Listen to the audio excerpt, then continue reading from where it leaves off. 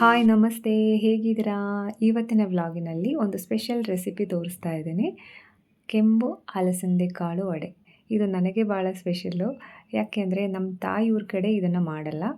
Anyway ಕೆಲ ವಿಷಯಗಳೆಲ್ಲನೂ record ಮಾಡೋದಕ್ಕೆ ಮರೆತು ಬಿಟ್ಟಿದ್ದೀನಿ. ಸೊ ಅದನ್ನು ನಾನು ಎಕ್ಸ್ಪ್ಲೈನ್ ಮಾಡುತ್ತೇನೆ. ಓಕೆ, ಇವತ್ತಿನ ರೆಸಿಪಿಯಲ್ಲಿ ಮೇನ್ ಇಂಗ್ರೀಡಿಯೆಂಟ್ ಬಂದು ಅಲಸಂದೆ ಕಾಳು, ಕೆಂಪು ಅಲಸಂದೆ ಕಾಳು. ಇದು ನನಗೆ ತಿಳಿದಿರೋ ಪ್ರಕಾರ ರಾಗಿ ಬೀಸುವ ಕಲ್ಲಲ್ಲಿ ಬೀಸಿರೋದು. ಈ ಅಲಸಂದೆ ಕಾಳು ಆಲ್ಮೋಸ್ಟ್ ಓವರ್ ನೈಟು ನೀವು ನೀರಲ್ಲಿ ನೆನೆಸಿಡಬೇಕಾಗತ್ತೆ. ನಾನು ಆ ಪ್ರೊಸೀಜರನ್ನು ಶೂಟ್ ಮಾಡೋದಕ್ಕೆ ಮರೆತು ಬಿಟ್ಟಿದ್ದೀನಿ. ಆಮೇಲೆ ಇದರಲ್ಲಿ ಯಾವುದೆಲ್ಲ ಇಂಗ್ರೀಡಿಯೆಂಟ್ ನಾನು ಆ್ಯಡ್ ಮಾಡ್ತಾ ಇದ್ದೀನಿ ಅಂತ ನಿಮಗೆ ಸ್ಕ್ರೀನಲ್ಲಿ ನೋಡ್ಬೋದು. ಬೆಳ್ಳುಳ್ಳಿ, ಶುಂಠಿ, ಈರುಳ್ಳಿ, ಚಕ್ಕೆ, ಲವಂಗ, ಈ ಥರ ಎಲ್ಲ ವಸ್ತುಗಳನ್ನು ಒಟ್ಟಿಗೆ ರುಬ್ಬಬೇಕಾಗತ್ತೆ. ನಮ್ಮೂರಲ್ಲಿ ಇದನ್ನು ತಣ್ಣಿಕಾಳು ವಡೆ ಎಂದು ಹೇಳ್ತಾರೆ.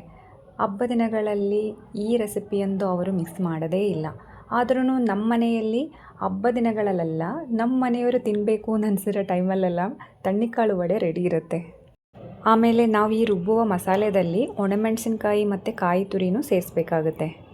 ನಮ್ಮ ಮನೆಯಲ್ಲಿ ಸಾಮಾನ್ಯ ಉಪ್ಪು, ಹುಳಿ, ಖಾರ ಎಲ್ಲನೂ ತುಂಬ ಕಡಿಮೆ ಬಳಸುತ್ತೀನಿ. ಅದರಲ್ಲಿ ಚಕ್ಕೆ ಲವಂಗ ಅಂತ ಬಂದರೆ ಅದು ಇನ್ನೂ ಕಡಿಮೆನೇ. ನಾನೀಗ ಹೇಳಿರೋ ಇಂಗ್ರೀಡಿಯೆಂಟೆಲ್ಲ ಫಸ್ಟು ಚೆನ್ನಾಗಿ ರುಬ್ಬಬೇಕು. ಅದಾದಮೇಲೆ ನೆನೆಸಿರೋ ತಣ್ಣಿಕಾಳು ತರಿಯಾಗಿ ಗ್ರೈಂಡ್ ಮಾಡಬೇಕಾಗತ್ತೆ. ಆ್ಯಕ್ಚುಲಿ ಹೇಳಬೇಕಂದ್ರೆ ಇದು ಒಳೆಕಲ್ಲಲ್ಲಿ ರುಬ್ಬಿದ್ರೆ ತುಂಬ ರುಚಿಯಾಗಿರುತ್ತೆ. ಬಟ್ ನಾನು ಇದನ್ನು ಮಿಕ್ಸಿಯಲ್ಲಿ ರುಬ್ಬಿದ್ದೀನಿ.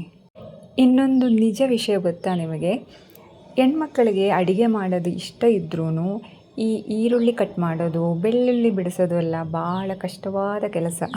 ಆಮೇಲೆ ಈ ಅಡುಗೆ ವಿಷಯದಲ್ಲಿ ನಾನೇನು ಎಕ್ಸ್ಪರ್ಟ್ ಅಲ್ಲ. ಆದ್ರೂ ನಮ್ಮ ಮನೆಯವರಿಗೆ ಇಷ್ಟವಾದ ಅಡುಗೆಗಳೆಲ್ಲನೂ ತುಂಬ ಎಫರ್ಟಾಗಿ ಕಲ್ತಿದ್ದೀನಿ.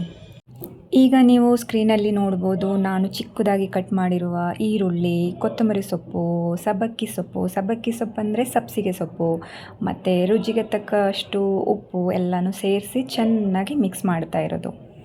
ಈ ಥರ ಒಂದು ಮಿಕ್ಸನ್ನು ರೆಡಿ ಮಾಡಿಕೊಂಡ್ರೆ ವಿತೌಟ್ ಸಾಲ್ಟು ನಿಮಗೆ ಫ್ರಿಡ್ಜಲ್ಲಿ ಒಂದು 2 ಡೇಸ್ ಎಲ್ಲ ಸ್ಟೋರ್ ಮಾಡಿಡ್ಬೋದು. ಮುಂಚೆ ನಾನು ಯೋಚನೆ ಮಾಡ್ತಾಯಿದ್ದೆ, ಅಯ್ಯೋ ದೇವರೇ, ಇದೆಲ್ಲನೂ ಎಷ್ಟು ಕಷ್ಟವಾದ ಕೆಲಸ, ಇದು ಯಾವಾಗ ಕಲಿಯೋದು, ಹೆಂಗೆ ಮಾಡೋದು ಅಂತೆಲ್ಲ. ಬಟ್ ಇವಾಗ ನೋಡಿ ನಾನು ಇದೆಲ್ಲ ಕಲ್ತಿದ್ದೀನಿ. ಸೊ ನನಗೆ ಇವಾಗ ಆಲ್ಮೋಸ್ಟ್ ನಮ್ಮೂರ ಸ್ಟೈಲ್ ಅಡುಗೆಗಳೆಲ್ಲನೂ ಬರುತ್ತೆ. ಪರವಾಗಿಲ್ಲ ಅಂದ ಮಟ್ಟಿಗೆ ನಾನು ಸ್ವಲ್ಪ ಕುಕ್ಕಿಂಗ್ ಎಲ್ಲ ನೀಟಾಗೆ ಮಾಡ್ತೀನಿ. ಫೈನಲಿ ನಮ್ಮೂರಿನ ತಣ್ಣಿಕಾಳು ವಡೆ ರೆಡಿ ಆಗ್ತಾ ಇದೆ. ಹೌದು, ಬಿಸಿ ಬಿಸಿಯಾದ ಅಲಸಂದೆ ಕಾಳು ವಡೆ ತುಂಬ ಟೇಸ್ಟಿಯಾಗಿರುತ್ತೆ. ಖಂಡಿತವಾಗಲೂ ಒಂದು ಸರಿ ಟ್ರೈ ಮಾಡಿ. ರೆಸಿಪಿ ಡೀಟೇಲ್ಸ್ ಬೇಕು ಅಂದರೆ ಕಮೆಂಟ್ ಮಾಡಿ, ನಾನು ನಿಮಗೆ ರಿಪ್ಲೈ ಮಾಡ್ತೀನಿ.